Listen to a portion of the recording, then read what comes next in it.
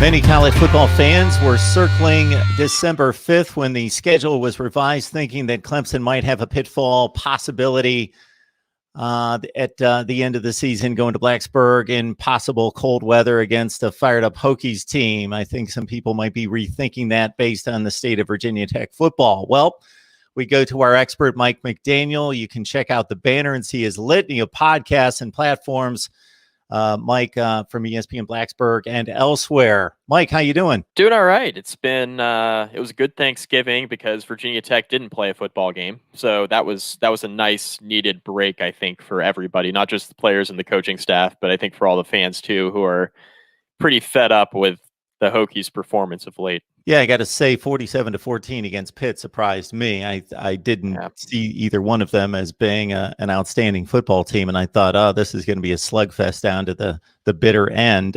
So what fell apart in that one? I got to tell you, I didn't check in on it. A little bit of everything. I mean, the defense continues to be a major sore spot. I think the Justin Hamilton experiment at defensive coordinator, safe to say, hasn't gone very well. Virginia Tech was used to playing man-free defense. So, you play man with the corners and a free safety over the top in zone coverage. They played that a lot under Bud Foster. The scheme changed a bit this year with Hamilton in his first year as defensive coordinator. He wanted to play more zone defense with his defensive backs. But the issue with that and implementing a new scheme is that you didn't have spring practice. You had a weird summer, obviously, with the COVID shutdowns. Fall camp was abbreviated and just not normal. You had guys out and, people testing positive and contact tracing and the whole nine. So it wasn't a normal fall camp. So Quincy Patterson came in as a highly recruited quarterback, but it's been Willis and Hooker in the way, in particular, the last few years. He has decided to transfer out of the program. Yeah, he has. And it's hard to really blame him, Mark. I mean, he was a guy who came in as a 4-star quarterback, an Elite 11 prospect, a guy who a lot of people thought could step up and kind of be the next really good quarterback at Virginia Tech. The problem is that he had some good quarterbacks in front of him. I mean, Ryan Willis was a guy who I think it surprised everybody when he was starting last year to start the year, but Ryan Willis was a guy who had experience in the offense. He had been at Tech a couple years, and he began the year as a starter before Hendon Hooker took over. I think kind of the straw that broke the camel's back, though, Mark, was the fact that Quincy Patterson got jumped on a depth chart this year by Braxton Burmeister as well, a former 4-star quarterback who played at Oregon. He jumped Patterson on the depth chart, was the starter there at the beginning of the year when Hendon Hooker was out due to COVID. And then, assumed the backup quarterback spot behind Hooker as the year went on, and Patterson fell to third. And he's got a lot of talent. I mean, we saw that in the North Carolina game last year, 6 overtimes, comes in when, Ryan Willis was kind of just not a great option for Tech at the time, and Hendon Hooker got hurt. Quincy Patterson led the team to victory in that game, that 6 overtime thriller in Blacksburg. So he's got potential. I don't think he developed as much as a passer as a lot of people would have liked him to. That's been the story with a lot of quarterbacks at Virginia Tech under Justin Fuente and Brad Cornelson. I think the development of quarterbacks has been a little bit in question over the last few years. Even with Hendon Hooker this year, hasn't really developed into the quarterback a lot of people expected. But, you look at it, too, from the standpoint of, well, it's a weird offseason. Nobody really got the opportunity to develop in the spring and over the summer like you ordinarily would in a normal year. So I think that plays a part in it, too. Quincy Patterson threw 52 passes at Virginia Tech, completed 42%, 4 touchdowns, 1 pick, was used as a runner and receiver as well. We got Mike McDaniel on the line. You can catch him on Hokie Hangover podcast, also his basketball conference podcast with Joey Weaver, ESPN Blacksburg, and sonsofsaturday.com as well. Mike, the later we get in the season for the teams that are disappointing, the less it becomes about the specific games and the more about the narrative. Where is this program? What's the state of the program? What has to change for it to become a better situation? So right. As you review a strange 2020 for all of us and all the teams, but in particular Virginia Tech, what do you see as the downsides and the upsides, and what needs to change in the probability / possibility of Justin Fuente getting another shot? Well, a few things. I mean, the beginning of the year, I think, was a strong start for Virginia Tech. They win their first 2 games against Boston College, I'm sorry, NC State and Duke. They did beat Boston College. That was a few weeks later. But they beat NC State and Duke to start the year, and that was down like a million starters in the secondary. I mean, they were starting a walk-on freshman at safety, a guy who hadn't played really much at all. And that was kind of the state of the Virginia Tech secondary early in the year due to COVID issues. Tech wins that game against NC State. They beat Duke. Those were two pretty huge wins considering what they were up against from a health standpoint of the roster. Virginia Tech battles back twice against North Carolina. It wasn't the Hokies' best performance defensively in that football game, but I think it was clear that the team had a lot of potential with Hendon Hooker in a quarterback when he returned to the lineup. The offense definitely took a step forward from the first couple weeks of the season. So I think there was a lot of potential, but then you consider some of the losses that Tech's endured here throughout the rest of the year. You know, Tech loses at home to Liberty in a game that, even though Liberty's a good team this year, that's a game you can't lose. In state with recruiting and everything else, you got Hugh Freeze there at Liberty doing a really nice job. So that's a game you can't lose if you're Justin Fuente. And then to really just kind of follow that up with a close loss to Miami where the team as a whole played well, but that was a game you absolutely could have had, and then you lose that one. And then dropping that game against Pittsburgh, getting blown out the way that they did, that's kind of really the narrative now of the season. It's okay, Fuente is now losing games to average football teams by 5 touchdowns, and that is not the standard at Virginia Tech. Despite what he was able to do his first 2 years, it's been a really rocky last 3 years for Justin Fuente. His $12.5 million buyout drops to $10 million in mid-December. That's a couple weeks from now. That buyout drops. Even at $10 million, that's a lot of money to muster up in a COVID year if you're an athletic department that's going to lose anywhere between 20 and 50 million. I know it's a wide range, but it was a number that was kind of pegged at $50 million for an athletic department revenue loss, but they're trying to whittle that down a bit by cutting out some planned projects and things like that and kind of postponing those. So they think they can get down to like 20 or 30 million. Regardless, Virginia Tech's a mid-tier athletic department, Mark, and it's really hard to pony up that kind of money when you don't have the donor base that some of the bigger schools across college football do. But even in a situation, and there's been speculation that there's an ability for Whit Babcock to get to that money to pay a buyout to Justin Fuente if he needs to. So with the buyout dropping, I mean, even if the athletic department has access to those funds, Mark, it's going to be really difficult, in my opinion, for Virginia Tech to really sell that to the fan base from the standpoint of donor enthusiasm. A lot of people are out on Justin Fuente. They'll pay anything to get rid of him at this point. But I think from a long-term health standpoint for the athletic department, it's really hard to sell that kind of buyout when the team might end up still being 500 this year. I have a hard time seeing them pay that, but the apathy is there across the fan base. And I think that's what Babcock, as an athletic director, is most worried about: the fan apathy and the indifference towards whether or not the football team plays well or doesn't in a given week. And that's been there now for a few weeks. Started at the Liberty game, and it's kind of come to that crescendo now, sitting there after this Pittsburgh loss.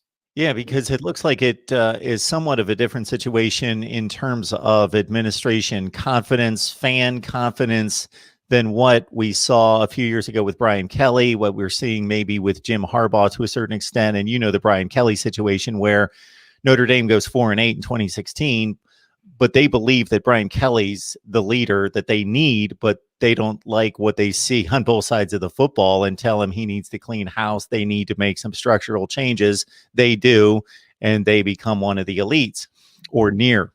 And the same thing again with Michigan and a proven head coach, but all sorts of issues of whether Justin Fuente has that kind of confidence to be the guy, but just needs to clean house. But the money may dictate that they have to go that route. For the Virginia Tech fans that like to speculate, what are the names, the reasonable names that get thrown out there? Will Healy at Charlotte is a name that's been thrown out there a lot. Obviously, he's built a nice little program there. So that's a name that's been out there. There's former players that have pined openly on social media for Shane Beamer, who looks like he's going to be the favorite at South Carolina. The Shane Beamer thing, I just want to dive into that real quick for a minute.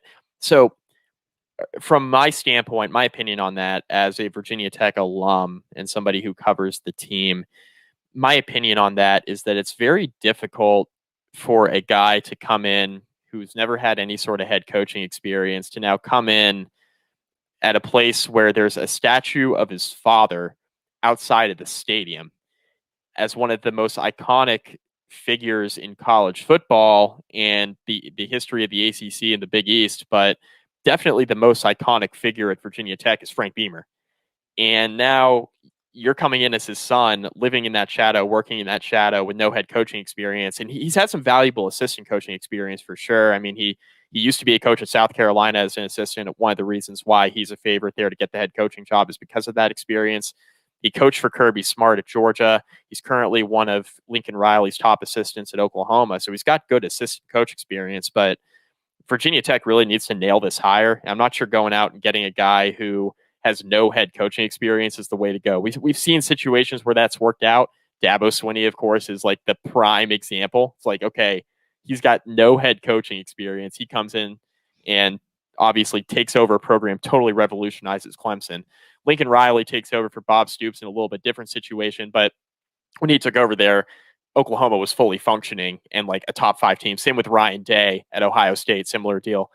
But I don't think Shane Beamer is the guy because I think it's very big shoes to fill. I don't know if Will Healy's the guy either. But that's a name that's been thrown out there. Billy Napier at ULL is another guy whose name has been tossed around. Some people are saying Luke Fickell. I guess they're saying that because his name has been tied to Whit Babcock, because Whit Babcock used to be the athletic director at Cincinnati. So there's a relationship there. But I think Luke Fickell at Cincinnati's got a little bit better gig right now than the one he would take over at Virginia Tech. It's kind of tough sledding in an ACC that's obviously a bit tougher than the AAC. But in addition to that, Virginia Tech is not what it once was. So it would be quite the challenge for Luke Fickell. And I think he might be waiting to see if a Big Ten job opens like Michigan before kind of openly saying, I'm going to go take a trip down to Blacksburg where I have no experience in that area of the country. It is interesting the way you framed the Shane Beamer, Frank Beamer dynamic there at Virginia Tech, because I did a quick scan of the country and I cannot find another situation in college football where the entire success legacy of any particular program rests on one man's shoulders. There was an Ohio State before Woody Hayes and certainly after Woody Hayes. Alabama before and after Bear Bryant, and on down the line. Every great football program, and Virginia Tech's not at that level, but even at their tier, there have been multiple head coaches that have had a hand in that success throughout the generations. But at Virginia Tech, it's Frank Beamer, early 90s through 6 to 8 years ago, and Frank Beamer alone, and then to bring his son into that situation as following in the footsteps. Yeah, I can certainly get your take on that one. Yeah, absolutely. So that'll be interesting. I don't think it's even going to get to that point because I'm not sure Virginia Tech's going to fire Fuente anyway. I think they might go the Brian Kelly route of, okay, clean house with the assistants and then give them 1 year and see if that helps.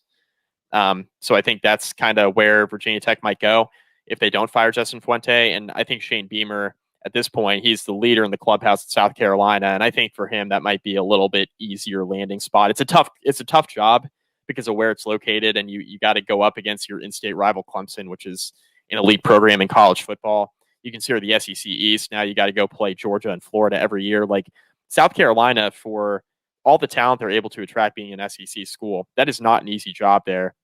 Really took a guy like Steve Spurrier, a Hall of Fame coach, to really have that program fully functional and working well in a very tough SEC. And you know, Shane Beamer is obviously not at this point Steve Spurrier. So it's a tough job, but I still think it's a bit more palatable than going to Virginia Tech. I mean, you know, you're going to have more money for one at South Carolina.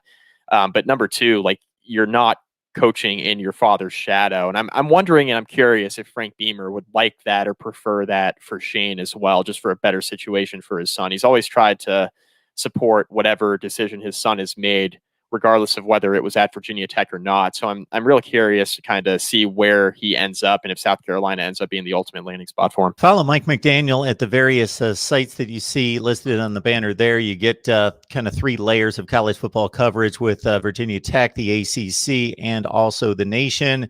You can catch him on sonsofsaturday.com, basketball conference podcast with Joey Weaver, a Hokie Hangover, and he does pregame, postgame with ESPN Blacksburg on the Virginia Tech broadcasts. Clemson and the Virginia game, of course, the rivalry game, are left for the Hokies. As I mentioned a few minutes ago, it becomes less about that specific game on that Saturday and winning for any type of ramifications to the season, but more about, okay, what does this mean for 2021?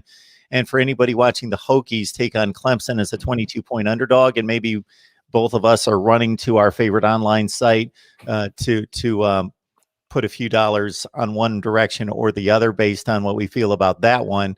What is the typical fan? So for me, I watched the Miami game front to back, and that's been basically my exposure to Virginia Tech football this season. What are we looking for? Who are we looking for that could be impactful to the 2021 season for the Hokies? Yeah, I think some of that's up in the air at this point, just because, like you said, it becomes less about these next two games and more about what this team looks like next year. And I think some of it's up in the air because you have a lot of juniors on this team who could leave early. You have guys who are seniors who could potentially come back because of the COVID eligibility thing with the NCAA this year. It doesn't really count for anybody. So there's that element to it too. I mean, Virginia Tech's best player on offense is Khalil Herbert, the running back, the transfer from Kansas. Had a really strong start to the year. He pulled a hamstring against Liberty, and then he's been kind of laboring since then. He's healthy now, and I think the bye week probably did him some good here before the Clemson game. But a lot of this has to do with the offensive line too. A lot of guys are just selling out to stop the run at this point. So he's Tech's best player, but he's probably off to bigger and better things just considering the position he plays, and this is his 5th year at the collegiate level. So he's probably moving on. So then I think everybody's attention turns to Hendon Hooker at quarterback. He'll be returning. He's technically a redshirt junior this year, so he'll be a redshirt junior again next year with the eligibility. So he'll have an opportunity to continue to progress and take a step forward. I'm really hoping that there is a regular off season. Spring football seems like it might be a bit up in the air at this point, but if you get a full spring where he can develop as a pocket passer, I think you can see a pretty significant step forward for him next year because the tools are definitely there for him to be a really good quarterback. And he's shown flashes of being that kind of guy in the ACC. Defensively, a lot of young guys. A defensive back, Dorian Strong, he's a true freshman. He played really well this year for Tech. At linebacker, Rayshard Ashby likely moving on. He's a senior, probably on to bigger and better things in the NFL.